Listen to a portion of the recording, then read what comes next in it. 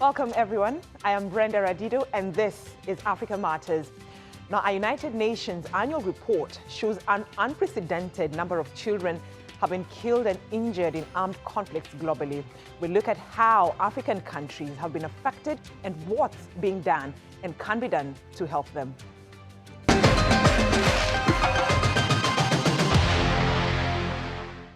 The report shows that there has been an alarming rise in the number of children being harmed in various ongoing conflicts around the world. And it noted that in Sudan, there was a 480% increase in grave violations against children last year, prompting the UN to single out Sudan's warring parties for killing and injuring children, as well as attacking schools and hospitals. It added Israel's military, Hamas, and Palestinian Islamic Jihad for the first time to its list of offenders for violating children's rights.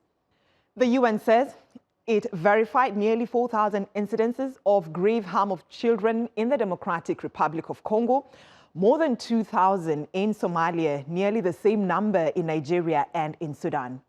But the report noted that progress had been made with blacklisted governments and armed groups in protecting children in countries such as Burkina Faso, Cameroon, and Central African Republic, among others.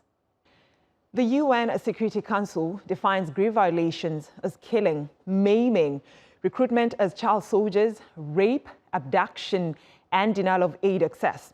Attacks against schools and hospitals are also considered grave violations. The UN's UNICEF's country representative in Sudan describes what she's been seeing. With this crisis, with this conflict, we have seen a nationwide closure of schools and educational institutions. Already we were talking about 7 million kids out of school, 12 million somehow in schools, but very disruptive learning over the last couple of years, particularly in the last year and a half, due to teacher strikes and school closures across the country. You can imagine what the impact now is with the school closures on the mental health, psychosocial well-being of children. Children are under enormous distress, as you can imagine, particularly in the hotspot locations of this conflict due to continuous bombardment and shooting. And we have seen this and experienced this firsthand. Now let's hear more from Lavina Olwatch. She is a peace-building expert for Save the Children, and she joins us from Kenya's capital, Nairobi. Lavina, thank you for joining us here on Africa Matters. Just how are children affected by the conflict, and how is it different compared to adults? Children are the most vulnerable when it comes to any complex situation. You have to take in consideration their level of development, emotional maturity, and so forth. So when it comes to conflict, they are the ones who are most vulnerable when it comes to recruitment, to disruption of education. They can't protect themselves. Adults have the capabilities to mitigate the impacts and consequences of conflict, but children do not. They do not have the maturity from their development stages. They do not have the power to actually mitigate any consequence. So they're the ones who face the brunt of any conflict. They're the ones who face the consequences. The consequences actually make them more vulnerable when it comes to conflict. Right. And Lavina, I mean, some of these children are in their tender years. Can you talk to us about the, traumatic effects of violence on children in these countries that are affected by conflict? Yes. So the children, as you have rightfully said, are in their tender years. And first of all, as I previously mentioned, their mental and emotional maturity is not there. So once a conflict starts, that means you are facing psychological trauma for the children. They do not have the tools within themselves or to actually face them. They do not have the tools to see or process what they are saying or the situations that they are in. That is in the first condition. We have children who are at a school-going age. Conflict disrupts their community engagement when it comes to going to school, when it comes to access to education, when it comes to access to any social services. These are just not there for them. And when it becomes, when that happens, that means children are much more in terms of they face the possibility of not accessing these things that they need to develop, these things that they need to fully come into their maturity. So tender years, that is just one of the, not even mitigating factors, one of the issues that faces children once that this faces children when it comes to conflict and in situations of war. All right. And you know, Sudan's warring parties have been singled out for harming children. Do the so-called blacklists of worst offenders work to pressure them into protecting children? Yes, actually, we have seen the consequences of being in the annexed as one of the parties into a conflict that actually do not protect children. And what the blacklist are, if I can say in quotes, we do not want to mention the word blacklist, but what the list actually does is to pose and bring into consideration or bring into focus that these warring parties are actually part of the conflict, and it brings that focus into the global stage. That means that there is more scrutiny when it comes to parties who are in the conflict, and this scrutiny actually leads to, for example, parties now saying that they will need to negotiate. They need to negotiate and to have an action plan in order to stop any type of grave violation happening to a child. So yes, the lists actually do have a very good consequence when it comes to repercussions when you're put in the list. And the list actually makes the parties to the conflict sit down, talk about it, negotiate, and see how they can come up with an action plan to address address the grave violations that they have been listed as committing. All right. And you know, when you're talking about these parties have to sit down and find the way forward. So the question would be, what can African governments do to protect children caught up in armed conflict, since they are often involved in the conflict itself? One main thing that African governments can actually do is just implement and ratify international treaties that protect children's rights. The right for children to go to school, the Safe School Declaration, stop actions that adversely affect children. So having the laws and action plans and policies in place and implementing them is crucial to protecting children's rights and protecting children from situations of conflict. The other thing that African governments can do is just making sure that as much as they're implementing laws, as much as they have in place very good structures that protect children, that they should also not forget that there are community-based structures who are working on the ground to protect children themselves. They have community-based infrastructures, frameworks that actually can reach and access children who would not have normally even been given access to national government initiatives. But with them, working with community-based organizations, community structures, African governments can actually boost their protection systems. All right. So what are the long-term effects, of children who live through conflict, and what support do they need? The long-term consequences, and I will give an example of a child in Somalia who was part of conflict and was returned home and was reunified with his family. The first thing that he faced was psychosocial trauma, PTSD, post-traumatic stress syndrome, where he did not know how to handle the trauma. He faced community ostracization, where the community was not willing to involve him in any community engagements. They're not even willing to place him in schools, near schools that were access to education. He was not even able to have any social development when it comes to making friends and so forth. Right. So what happened there? What happened there is just what Save the Children actually did was just involve community engagements where there was awareness raising, where we are giving them skills building, we're giving them a community-based platform where community cohesion is there. So these long-term effects are there. Facing trauma, they do not have access to education, but just having a framework where children can be part of the process, just building their skills, building, supporting them with psychosocial support is very crucial. All right, thank you so much, Lavina Olwach. She's a peace building expert for Save the Children, and she joined us from Kenya's capital, Nairobi. Thank you for joining us. Still to come here on Africa Matters. Cricket is one of the rising sports in Uganda.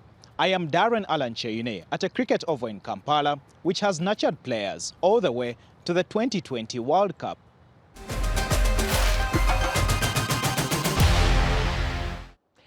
Now, a recent UNICEF report has revealed that around 64 million African children under the age of 5 are experiencing severe child food poverty. That means 1 in 3 children in Africa are severely hungry. But as Dominique Bran-Omondi reports, there is hope for certain communities. Tucked in a semi-arid region, the Kaltungo community is mostly made up of farmers. Agriculture is the only source of income for most of these families.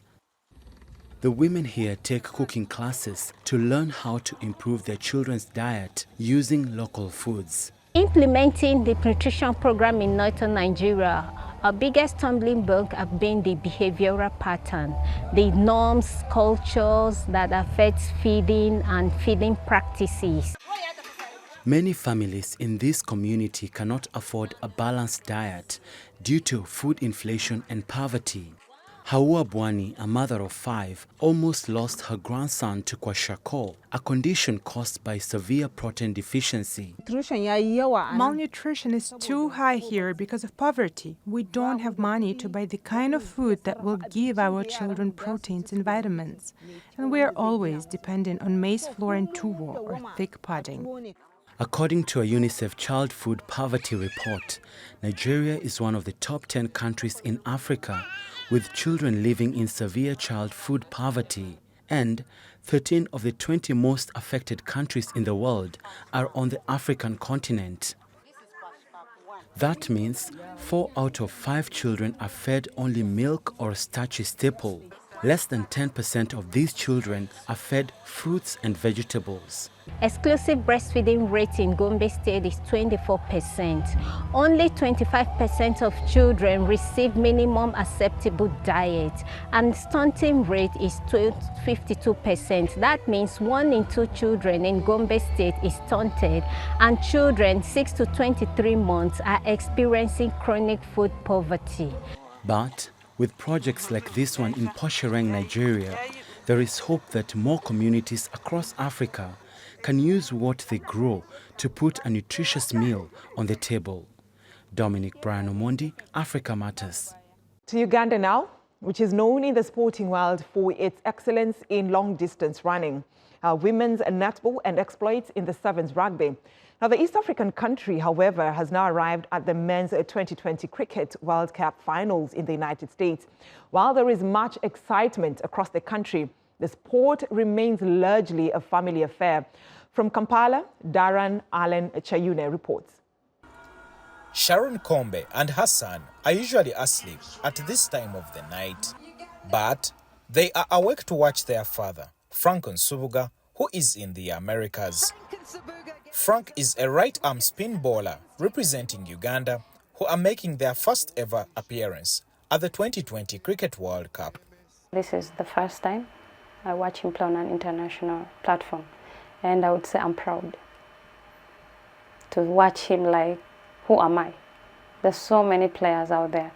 I would say there's so many that have been dropped, but who am I? Like, he has been selected to showcase his talent on an international level. So I say I am a proud woman. At 43, Frank is the oldest player at this tournament. Yet, he has waited for this moment for 27 years. In his debut match against Papua New Guinea, Frank picked up 2 wickets and conceded just 4 runs, making it the tournament's most economical 4-over bowling spell. Nsubuga plays with his younger brother Roger Mukasa, who is a right-hand batsman. The Cricket Cranes have another pair of siblings, wicketkeeper Simon Sesazi and left-arm spinner Henry Senyondo. People who grow up sports facilities in Kampala actually tend to follow that sport. So it's the same with these guys. They've grown up around a sports facility in Kampala, cricket facility, and it actually happens around the country where actually the sports facility. This is the Lugogo Cricket Oval, the home of cricket in Uganda. When he was little, both Frank and Subuga's parents worked here. Just one of many examples how cricket here is truly a family affair. While there is plenty of talent, the sport is challenged by inadequate facilities. The country only has a handful of cricket pitches, and players also don't get many chances to compete against the best in the game. But Davis Turinawe believes that this World Cup appearance can fundamentally change Uganda's cricket script. Everyone watches a lot of cricket on TV, and that actually drives players. Now, seeing players you don't know, the Kieran Pollards, the Purans, seeing them on TV is one thing, but seeing guys you can relate with on the same stage is something else. And I believe that's going to drive these guys for a long time. It's the reason these guys are here practicing hard, because they see this somewhere, they see a light at the end of the tunnel. Uganda is guaranteed at least $256,000 in World Cup prize money from the International Cricket Council. This sporting chapter on cricket's global stage is not only a proud moment for families like this, but Uganda could look back on these memories not only now, but for future generations to come. Darren Alan Cheyune, Africa Matters, Kampala, Central Uganda. To Eswatini now, where there are almost 20,000 people with hearing issues. The government has recently launched a new initiative to help those affected communicate better, access education, and break down the barriers they face in their daily lives. Nokuhanya Musi reports from Mahalanya. Dengedile Dlamini and Nomvula Koza say they often feel removed from society every day. For many in the Eswatini's deaf community, the Digital Sign Language Studio represents a new beginning, a chance to finally hear and be heard in a world that is cut off. Being deaf in a hearing world was a constant challenge. I never felt fully accepted. But now, with the Digital Sign Language Studio, I can learn and work without barriers. My life has opened up in ways I never thought possible. I never thought I would be able to express myself fully, but now I can. With the help of this technology, I can finally participate in society and be heard. About 3,000 people with hearing loss have been able to access the studio since February this year. Our equipment is designed to capture the intricate movement of sign language and convert them into a form that can be easily streamed over the internet, allowing the deaf signer to communicate with anyone and anywhere. We use high-definition cameras, advanced motion tracking software, and a complex lighting setup to create the most accurate and realistic digital representation of the signer possible. The Digital Sign Language Studio is not only a testament to the ingenuity of technology, but also a symbol of hope and inclusivity.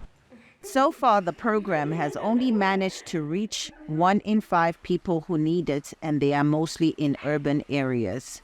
Our goal was to create a space where the deaf community could have equal access to information and resources. The Digital Sign Language Studio uses a combination of advanced video and audio technology to enable real-time interpretation of sign language into spoken words. This process not only facilitates communication between the deaf and the hearing communities, but also opens new avenues for education, employment, and cultural exchange.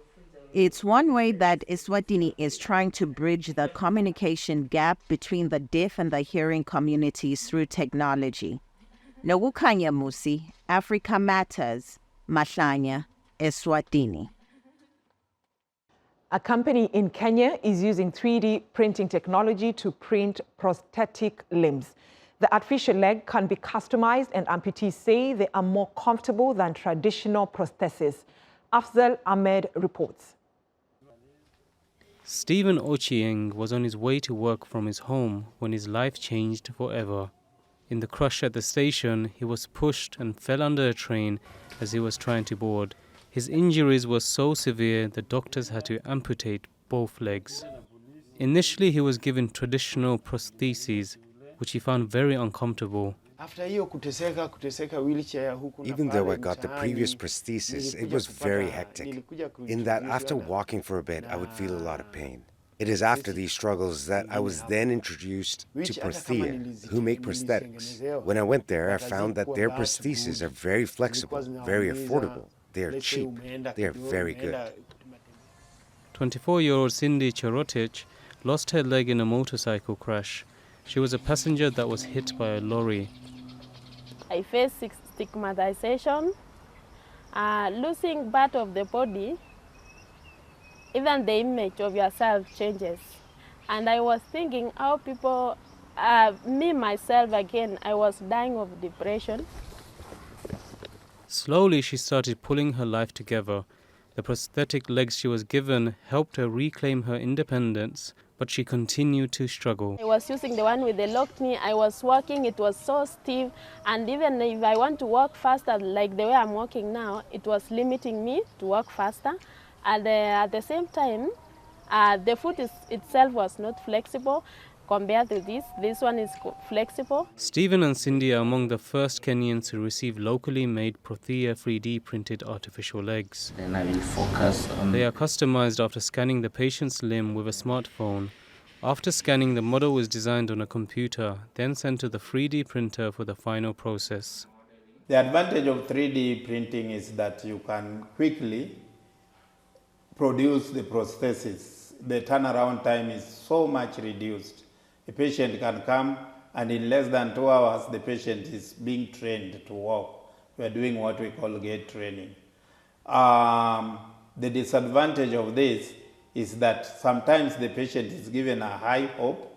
You want to finish it very fast, but the prosthetic user must use the prosthesis for some time so that you can see the pressure tolerable areas and the pressure sensitive areas. More than 100 3D artificial legs have now been printed in Kenya. Traditional prostheses normally cost around $3,500. However, 3D printing has reduced the cost to $1,400. It may be out of the reach for some, but to those who can afford it, it's helping them move forward with their lives. Afzal Ahmed, Africa Matters.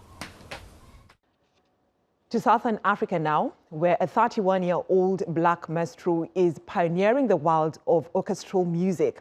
She's looking to share her passion by bringing classical music to the masses. Grace Kuria Kanja has the details. Ofensa Piti knows that music is a universal language. I want people to transcend, and I make music for the academics of classical music. I also make music for those who have never been to a theater. They don't know an opera, they don't know who Tchaikovsky is, they don't know who Beethoven is. So it's like I always try to bring various worlds together that you'll never see. She says classical music is her heartbeat. She has loved orchestral and opera music from an early age. I started out as a 12-year-old being inquisitive in church, so my family was always in church having meetings, so I had to find something to do while they were busy with their stuff, right? It really happened organically. It wasn't like my North Star. My North Star always wanted to be an architect, which I am. So the music thing, I would say it's a gift. It's a gift, yeah. One she has nurtured, Ofensa has produced shows that blend classical music and amapiano, a popular South Africa genre. Her gift has also taken her beyond South African borders. The greatest accomplishment in my career, it was the reimagination of If I Ain't Got You with Alicia Keys. We had the 74-piece global female orchestra, right, from across the world. The world is at her fingertips. She says she hopes to create opportunities for young people and inspire women. I know why I'm doing this, and I'm going to continue because there are all of these females, females of color who are looking to me to be like, thank you, thank you. Ofensa is planning her next move, a body of her own original work. Grace Kuria Kanja, Africa Matters.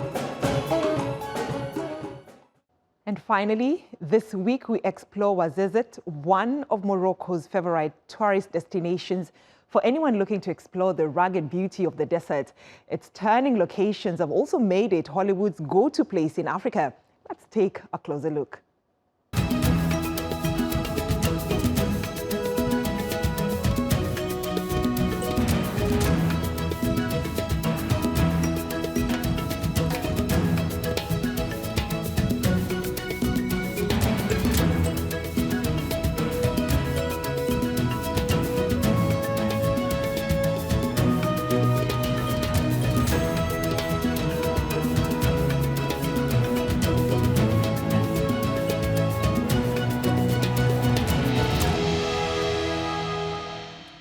That's our show this week. Share your thoughts and suggestions about the stories you've seen on this episode or ideas on what you'd like us to cover on X using the hashtag Africa Matters.